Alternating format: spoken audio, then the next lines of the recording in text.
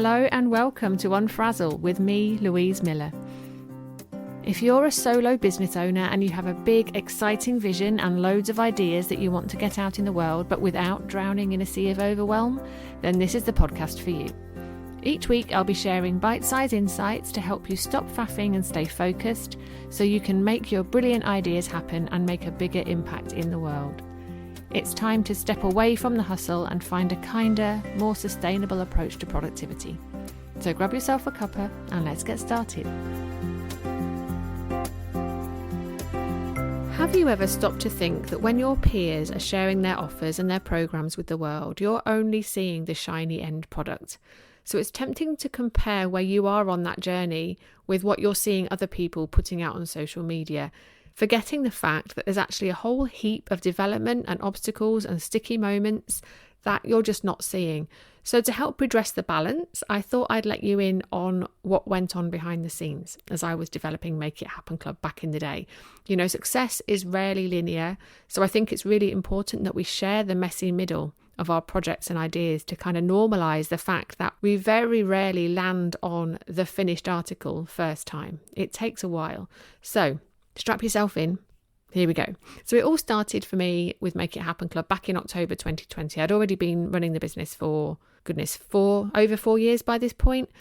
But back in October 2020, with the help of a business mastermind that I was in at the time, the kind of seed for Make It Happen Club was sown. So I'd just finished running a live round of my course, Tame Your To-Do List, and it occurred to me that having a really gorgeous new way of managing your to-dos is fantastic, but that's not actually the full picture, because to stay organised and to actually get things done, you also need a planning habit that will help you to consciously choose which projects and ideas to focus on, break those things down, start taking action, all of that good stuff. So when I had that realisation, I did my very favourite thing, which was to sit on the floor with my flip chart paper and my multicoloured pens, and I mapped out the framework for a gentle, spacious planning process, which I then tested out on my mastermind buddies. And from there, things happened quite quickly because I don't mess about once I've got my teeth into something. So the initial test drive was a success. My process and the delivery got a big thumbs up from those who took part. So I decided to invite a select group of people into a 3-month pilot. So there was no sales page, no big launch, just genuine conversations with some of my favourite people. So I kept it nice and simple. And then on the 30th of November 2020, me and 9 other fabulous humans gathered together for our very first monthly momentum planning session. And we all loved it. And my grand plan at that point was to use that 3-month pilot to test and fine-tune my vision for the club and what was going to be included in it, so that I could open the doors to more people in February, March of 2021.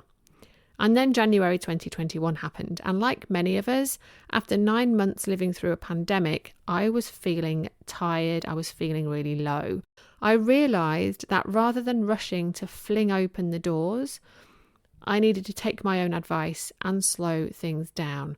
And my lack of energy at that time actually meant that I was able to take a bit more space to reflect on what I wanted Make It Happen Club to look like in the future, so that I could ensure it was serving my members and serving me in the best way possible. And, you know, I include me in that last sentence on purpose because we all need to make sure that the projects and ideas we're developing are sustainable to us as human beings. And yes, our clients need to be front and centre, but so do we. And, you know, if we bite off more than we can chew, or if we lose sight of what we find fun and what drains us, we risk burning out, and then we're at risk of giving up, which ultimately serves no one. So I decided to rest up and extend the pilot for another 3 months.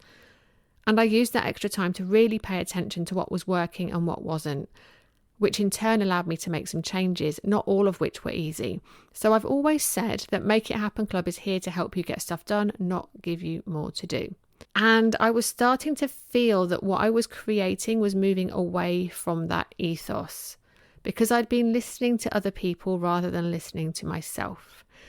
So despite some very well-meaning people in my world suggesting that I needed to give people more if I wanted them to stay in Make It Happen Club, I trusted my instincts and did the exact opposite. I took away everything that might become a distraction from the club's purpose, which is supporting them, supporting members to decide what's important, make a plan to move those things forward, and then actually take action. So from that slightly scary place, really hoping that my instinct was right, I took a deep breath and spoke to my founder members about the changes that I wanted to make.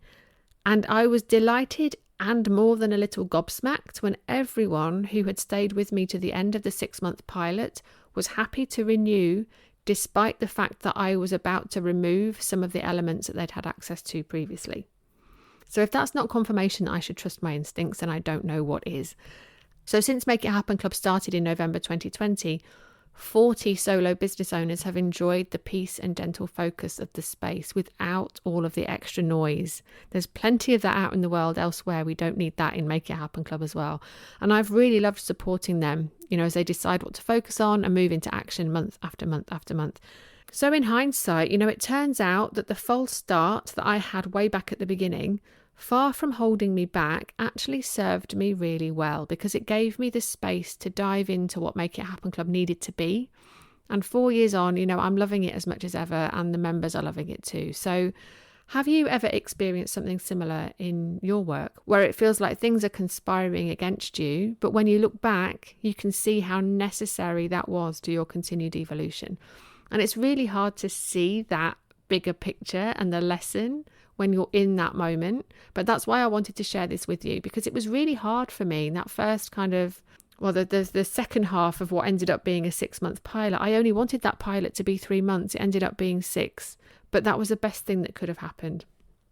And one other thing that has changed actually since then is the way that I invite people to join us in Make It Happen Club.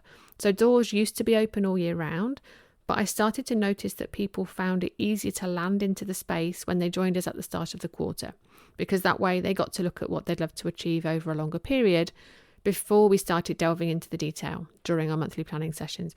And so for that reason, the doors to the club are now only open 4 times a year. And actually, if you're listening to this around the time that it's being released out into the world, the doors are open right now, but they will be closing at 7 p.m. on Sunday, the 17th of March, 2024. So if Make It Happen Club does feel like something you need in your life, I will pop a link in the show notes where you can find out more. But just to summarize, I just really would love for you to remember that behind everything you see, every shiny thing you see being shared online, a business owner just like you has been making it up as they go along. They've been evolving and iterating as they learn more about what their clients need and what feels good to them. So if you're in that messy middle bit at the moment, please stick with it. Remember to trust your instincts, and I'm cheering you on. Thank you for listening to Unfrazzle. Sharing is caring, so if you loved this episode, please share it on your socials or head over to Spotify, iTunes, or wherever you get your podcasts and leave me a review. Not only will I be hugely grateful, your ratings and reviews will help others to find this podcast so that even more people can make their ideas happen. Thanks so much, and see you next time.